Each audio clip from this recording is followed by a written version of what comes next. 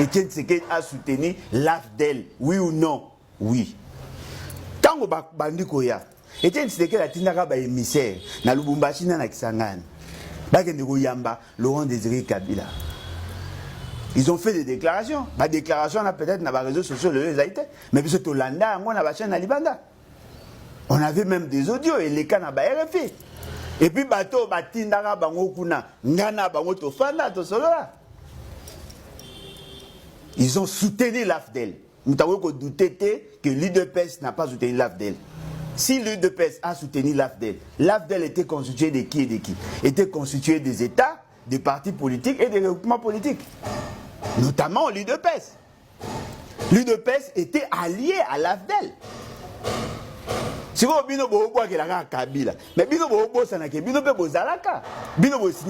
Kabila, en tant qu'entité politique autonome, na Rwanda partenariat justement pour que pouvoir au Kabola pouvoir. Yango moni l'essentiel de gouverneur na entrée à AFDEL était de membres de l'UDPS. La quasi-majorité sur le 11 gouverneurs, bazora près de 9. Fouka Unzola, Azara Moutanan. Théophile Mbemba, Azara Moutanan. Nakotanga yabino ebele ya bato bazara ba gouverneur, bazara bato ya nani. Tolongo wana. Laurent Désiré Kabila, tango Etienne Tshisekedi alobi na eba appliquer la constitution à transition au Ezaki à conférence nationale souveraine. À ABC, il est lié par les accords où il a signé qu'il n'a pas Rwandais, Ougandais. Kabila n'avait pas d'engagement avec le Rwanda. Foboye Barayango, Laurent Désiré Kabila n'avait pas d'engagement avec le Rwanda, avait des engagements avec l'AFDEL, qui était constitué de plusieurs États. Donc, notamment les Alrayamouze, Laurent Désiré Kabila. Il a été. Il y a qu'à recruter comme chargé de communication. Et puis, l'AFDEL n'était pas constitué par le Rwanda. Non, il a signé des accords avec le Rwanda. Non, il y avait plusieurs États. Burundi, Ouganda, Tanzanie, comment on appelle, Rwanda, il y avait plusieurs États où ils s'organisaient pour déstabiliser le pouvoir à Mobutu.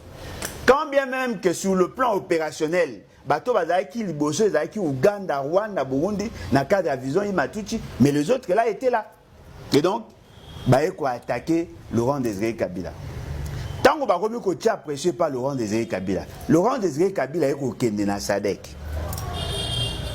Aeko zo appui ya Bangolais, ba Zimbabwéens, ba Namibiens, baeko président Namibien na akufi azaki vraiment proche à Laurent Désiré Kabila. Aujourd'hui, les Sud-Africains ils soutenir pour se débarrasser des Bangolais, pour se débarrasser des Rwandais. Mais tant que Tobandi Makambu, il y a un dialogue à cette époque-là. Qu'est-ce qui s'était passé? Etienne Tshisekedi a refusé de se mettre derrière le gouvernement congolais, à Ekokende de l'autre côté. Et Ekosala que, Bakeri na Sun City 1, Sun City 1 est percuté, Bango ba eko ça la ASD. Non, mais dites-moi un peu. Avant que Kabila Joseph, Andimana 2002, va signer un accord global et inclusif, citez-moi un seul Rwandais qui était dans les institutions. Un seul. Qui? Nani? Non, dites-moi, de 1999. Tina 2001, citez-moi un seul Rwandais. Comme qui? Donc, Bazaki, il se soutient. Maman, Bakendaki, Tosilaki, déjà là, Bango Bakendaki. Aucun Rwandais. Et comme ça, là, que, tant que Bango Bakendaki, ça, la ASD, Baeko combattre maintenant l'accord de cascade, au Sinyamagi na Congo central, Kabila, na Jean-Pierre Bemba, et les autres, et comme ça, là, que, na ASD wana bake ko sala lobbying makasi na niveau ba mindele nde ba eko obligé na Bemba na Kabila et les autres bazonga lisusu na Santiti te ko sala na Pretoria l'accord global et inclusif. C'est dans cet accord nde ba eko décider brassage, mixage et ainsi de suite. Ba eko décider 1+4. Parce que na format Kabila Bemba ezalaki 1 plus premier ministre. OK. Mais tant que tu es avec ASD, et comme 1 plus 4. Na 1 plus 4, Bapesi Kabila, Atikali président, Bisso, opposition non armée à l'époque, tu as vu vice-président Simoko, Bemba a vu vice-président Simoko, Rouberoa allié à Félix Sekedi a vu vice-président Simoko, Baeko Pesa Kabila pe vice-président Simoko. Baeko Pona, Bisso Toponi Zaïdi Ngoma, parce que Félix Sekedi, Etienne Sekedi était trop proche na Rwandais. Bamususu nani Kabila. Sekedi proche na Rwandais. Na obeta depuis na banya na obeta kama so Etienne Sekedi. OK. Oh, même papa ya Gisaro. Azaki ami à Etienne Sekedi. Vers les années 70 il na obeta lisolo. Tant que Etienne Sekedi a outi Maroc comme ambassadeur. Quand il a été réélu comme vice-président du Parlement. Mais Mouto on a travaillé dans mingi zaina. Gisaro. Soko leki lo pango o place tozali. Avenue elandi Yumbu, o elandi Luyeye, o Kitiboye, papa mama apuka, lo pango elandi. Ba gisa ba kola wa. Siko bino bolinga bo falsifier histoire point. Non, dites-moi un peu. Si il n'y avait pas ASD, est-ce que Rwanda est dans l'institution? Bon, Kassela Etienne. Mais le ministre Nabino, il y a infrastructure. Aza Mouta Tribune. Ministre Nabino, infrastructure, Mouta Tribune. Ministre Nabiso. Tena, on a obtenu la taille de pays. On nous a eu quand on a bon. Pour nous avoir servi na bon, Mouta Tribune. Bon, peut-être qu'on a combat Tribune. Nata na liste ceux qui combattent Tribune, ils ont Mouta Tribune. Maman Nangai.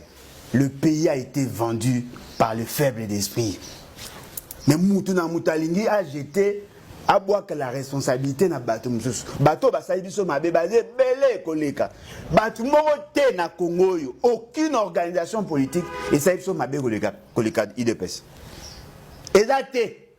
Kané comme na pouvoir toi avant pouvoir. Maman IDPS. Etienne Sekedi première fois apparaître dans la politique c'était en 1958. Membre ya MNC.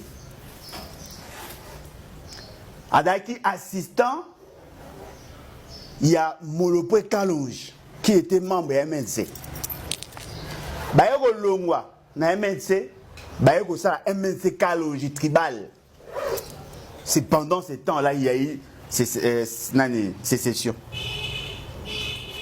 Vous comprenez? Quand on va Longwe,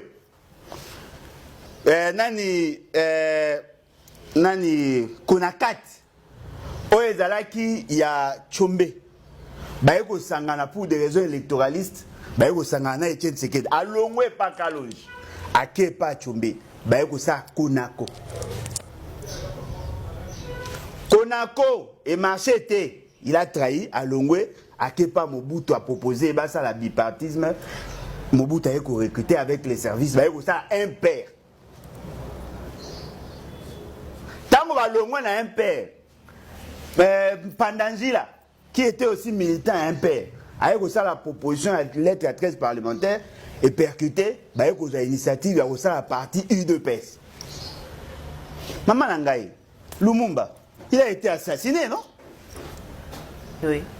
Ce qu'on voyait le contexte à Lumumba, il a été trahi par qui? Par les Lumumbistes. Un ancien Lumumbiste. Ce qu'on yoki, le solo et Salama qui a. Il y a Christophe Muzungu, Nyangara, Elengesa, Nzuzi, Fina, Mboui, na papa Moussona Bosa na Kombo wana. En 1961, Baboma Bangwap, na Kasai. Voyez-vous? Mais Bato Baboma Bango, Babanan, mais papa IDPS. Baboma Balumumbis, et puis Baboma Bango est belé.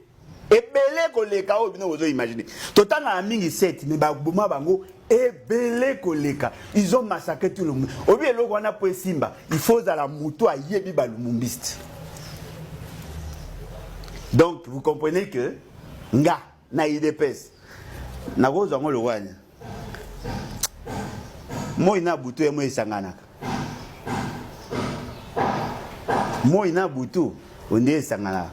malili na moto onde sangana bazora moi ba juste milieu na 4x4 pour tiers des tiers de la kisi malili na moto te nga sko ezate nga na sambelaka komba na ngai ça fait plus de 20 ans na sambelaka IDPS kufa parce que au moins bango bazandeli ceux qui ba un problème ils cherchent toujours le bouc émissaire. Maman Nanga, essayez un peu de vous imaginer. Nous parlons là d'un ancien ministre et intérieur.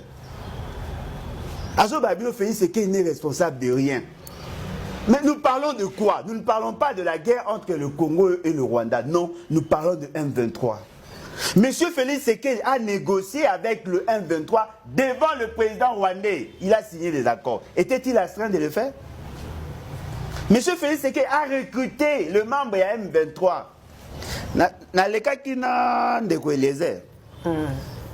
Na émission moi et pas na moi et bien ça qui peut émission et ça. Azoloba. Fabien Dayamba qui vient. Et là bagé n'avant. Et là bagé n'avant maman pas ça le bela moi à te mais là bagé n'avant. Na le qui na émission azobanga makambo zoloba na okosi. Batona babimaka na loi d'amnistie. C'est faux. C'est faux. Monsieur Bernard Maèche Biamungu et les 5 autres officiers au Bakanga Bango na Itombwe, babima grâce à grâce présidentielle. Ils remplissaient les critères. Il y a la loi d'amnistie, mais les services et renseignements et surtout Delphin Kaimbi à Boyaka Bango Bakota na liste parce que Daka va faire insurrectionnel. Félix Sekei au mois de mars, l'ordonnance Gracian Batouana. C'est comme ça, John Chibangu s'est retrouvé dans la même grâce. Babimana John Chibangu. Babimana la loi d'amnistie. Mais Moutasali Bino Malam ou Alingite Botika na bolo côté Bozongi Soubo Balukeli. Non, ça va, Malam, Abimisaka Bango d'abord Naïbisayo. Le seul président qui a fait la promotion. Il y a fait insurrectionnel dans un coup d'État dans le pays, il y a chose à faire ici. Tous ceux qui ont participé, tous ceux qui ont cherché à déstabiliser le pouvoir de Kabila, tous ceux qui ont participé à l'assassinat à Laurent Désiré Kabila, tous ont été libérés par qui? Quand le président Félix Tshisekedi dit à Zongi, il y a bien. Mais maman Nanga, Félix Tshisekedi, vous avez vu ça, il dit qu'à peine, oui ou non? Oui. Non, la bombe Laurent Désiré Kabila. Ben, il dit qu'à peine payé mon conangam pour aller au Bakate, Zali Makamba Lokuta. Oh, mais à tes Makamba Lokuta, Zaka est du camp, oui ou non? Mouto abo ya bomaka. O ya zaki bomaka za témoin. A témoigner en faveur né? Kasséya n'était John Chibangu azwaka minduki pour renverser le pouvoir à Kabila. Est-ce que vous avez un lien entre John Chibangu et le phénomène Kamona Sam? Nana Bimisie. Félix Sekei est responsable de beaucoup, mais il est irresponsable. Vous devez vous assumer, parce que tel que Néret Ozalia, il a posé des actes qui ont réchauffé le M23. Mais ce que le problème est là, il ne veut pas s'assumer. Il y a beaucoup de déjà que j'ai été poignardé dans le dos. Bissele Bisfort à l'Obaïni, on est au Lukakaïn d'adresse. Oh, nous ne pouvons pas vivre sans le Rwanda. Le Rwanda, c'est un pays organisé, nous devons transacter avec le Rwanda. Ils ont fait, mais François Mwambaloba Kinini, on va supporter le monde, nous allons défier le monde, nous allons travailler avec le Rwanda. Ils ont posé des actes qui ont réchauffé le M23. Et d'ailleurs, je tiens à vous dire, il y a un lien entre l'Afriland First Bank et la région. Période au Bango Bayaka, même période, Babimisa 20 millions 2 fois. Et c'est ça le dossier des Rwandais qui paient Bissele Bifort. Alors pourquoi vous voulez s'assumer? Vous avez commis des erreurs et en réalité vous devez assumer. S'il y aura des sanctions, bah sanctionner Bino. C'est comme ça.